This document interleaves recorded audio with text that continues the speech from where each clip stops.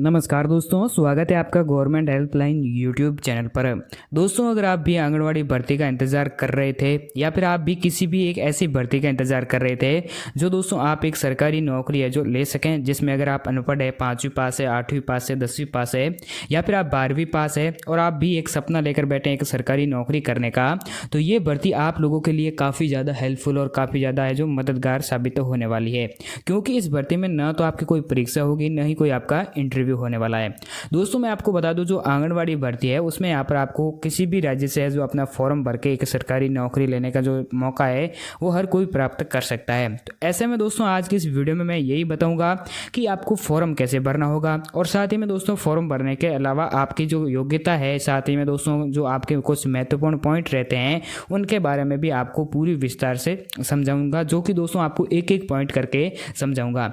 दोस्तों, कुछ मेरे प्यारे भाई और बहनें जो अलग अलग राज्यों में रहते हैं, जैसे कि दोस्तों आप भारत के किसी भी राज्य में रहते हैं, तो ये भर्ती है जो अलग अलग राज्यों के लिए रहने वाली है। तो मैं आपको एक एक राज्य की पूरी इंपॉर्टेंट है जो इन्फॉर्मेशन है वो आपको देने वाला हूँ कि कौन से राज्य में कब से है जो आवेदन शुरू होने वाले हैं, और साथ ही में कौन से राज्य के जो फॉर्म है वो स्टार्ट हो चुके हैं उसके बारे में आपको डिटेल से बताऊँगा।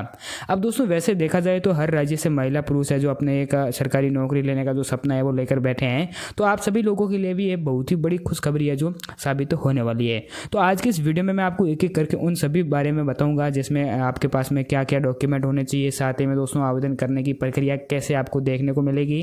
क्योंकि अब की बार जो आपको आवेदन पत्र में यहाँ पर आपको थोड़ी सी है जो चेंजेस देखने को मिलेंगे, वो चेंजेस क्या क्या रहने वाले हैं वो भी आपको अच्छी तरीके से बताऊँगा, जिससे कि आप जो अपना फॉर्म है वो आसानी से भर पाएँ। तो दोस्तों आपको मैं फॉर्म भरने की भी प्रक्रिया बताऊंगा और इसके साथ में आपको इंपॉर्टेंट बातें भी बताऊंगा। तो आपको क्या करना है, इस वीडियो को शुरू से लगाकर अंत तक ज़रूर देखिएगा, और साथ ही में दोस्तों आपको क्या करना है, हम अपना जो राज्य का नाम है वो कमेंट करके ज़रूर बता देना है।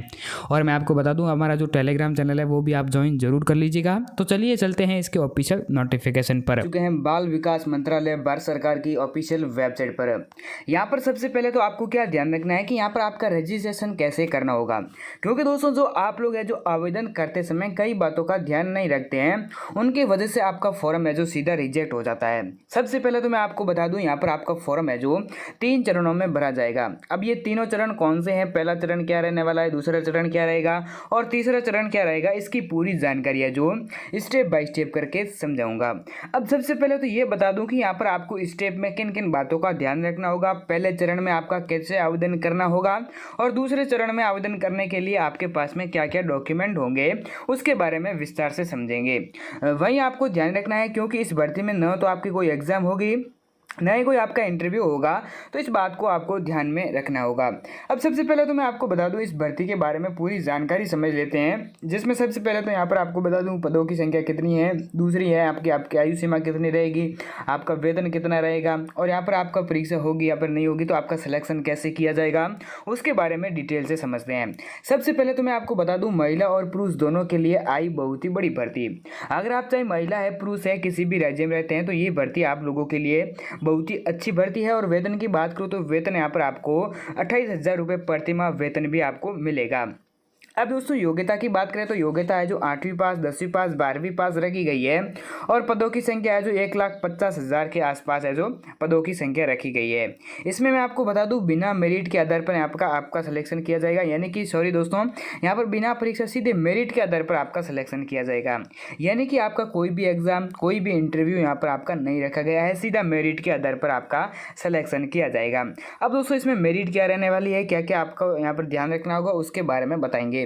लेकिन समस्त सभी भारत की सभी महिला इस भर्ती के लिए आवेदन कर सकती हैं। इस भर्ती में अलग अलग पदों के लिए अलग अलग चयन प्रक्रिया रखी गई है।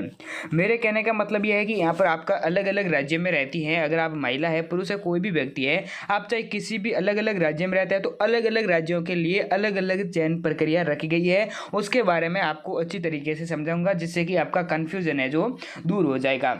अब सबसे पहले तो ये फॉर्म आप देख लीजिएगा किस तरीके से भरना है, उसके बाद में आपको पूरी डिटेल समझाएंगे। और मैं आपको बता दूं पहले तो यहाँ पर ये जान लेता है कि कौन कौन से पदों पर ये जो भर्ती निकली है।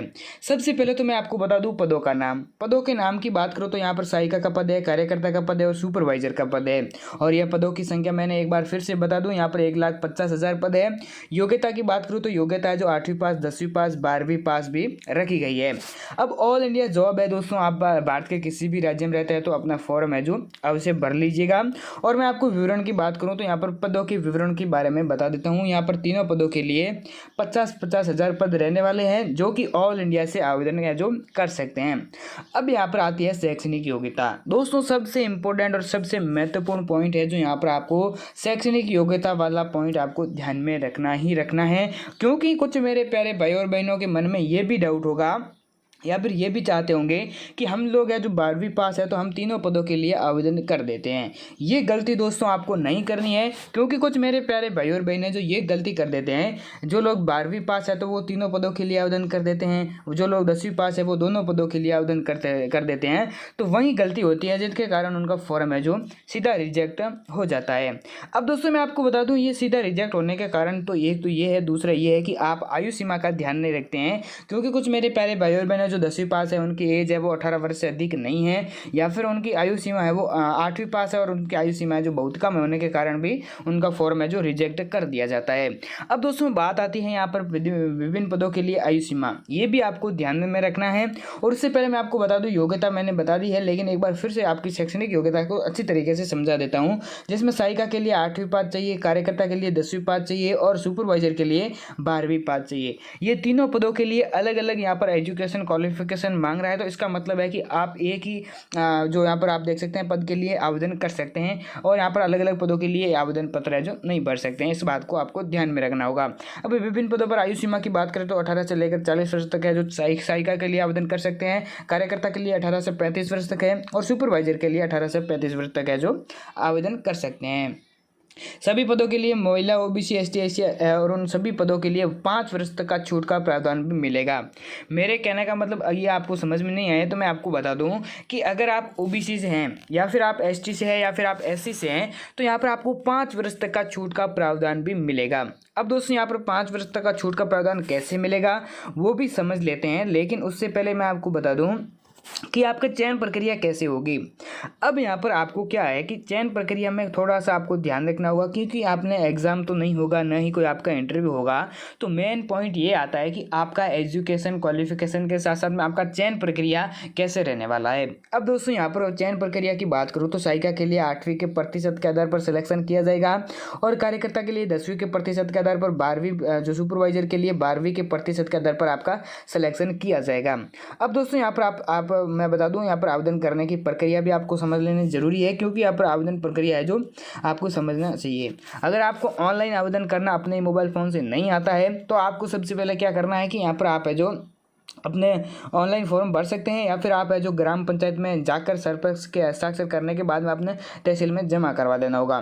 इससे अच्छा है कि आप अपने ही मोबाइल फ़ोन से ऑनलाइन है जो फॉर्म भर सकते हैं इसकी ऑफिशियल वेबसाइट पर।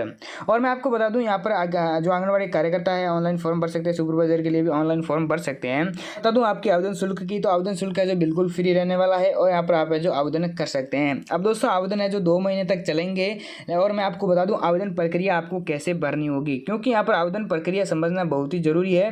तो सबसे पहले तो मैं आपको आवेदन प्रक्रिया समझा देता हूं, जिसमें सबसे पहले तो आपको अपना नाम लिख देना है, आंगनवाड़ी केंद्र का नाम लिख देना है, उसके बाद में आपको वार्ड नंबर लिख देना है, वार्ड संख्या लिख देनी है, और उसके बाद में आवेदक का नाम, जो आपके पिता का नाम, माता का नाम, उसके बाद में यहाँ पर आपको अपने मोबाइल नंबर दर्ज कर देने हैं। अब दोस्तों जो मोबाइल नंबर आप दर्ज करेंगे उस पर कई बार OTP आती है, तो यहाँ पर आपको सावधानी से यहाँ पर अपने नंबर दर्ज करने हैं जो कि आपके पास में होने चाहिए, और श्रेणी आपको लिख देनी है। उसके बाद में यहाँ पर आपको दिनांक वगैरह लिख देना है, क्रमांक लिख देना है, या केंद्र का नाम लिख देना है, और यहाँ पर आप कौन सी केंद्र में यहाँ पर आप जो नौकरी करना चाहते हैं आंगनवाड़ी केंद्र का, वहाँ पर आपको नाम लिख देना है।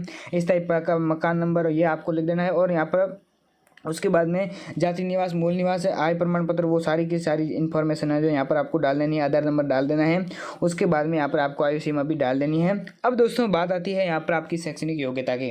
शैक्षणिक योग्यता में दोस्तों यहाँ पर आप देख सकते हैं विद्यालय का नाम, जो आप 5वीं पास है, 10वीं पास है, 12वीं पास है, स्नातक है, तो यहाँ पर आपको सबसे पहले बोर्ड का नाम लिख देना है। उसके बाद में यहाँ पर प्राप्तांक लिख देना है पूर्णांक में से, और श्रेणी प्रतिशत लिखने के बाद में फिर यहाँ पर आपको हस्ताक्षर कर देना है। अब दोस्तों जैसे यहाँ पर आप है जो हस्ताक्षर करेंगे, हस्ताक्षर रजिस्टर करने के बाद में इसके जो फॉर्म के पीछे आपको फोटो कॉपी लगानी होगी, जिसमें आपके आधार कार्ड की होगी, 10वीं 12वीं की मार्कशीट के आधार जो होगी उसके यहाँ पर आपको प्रतिलिपि है जो यहाँ पर आपको लगा देनी है।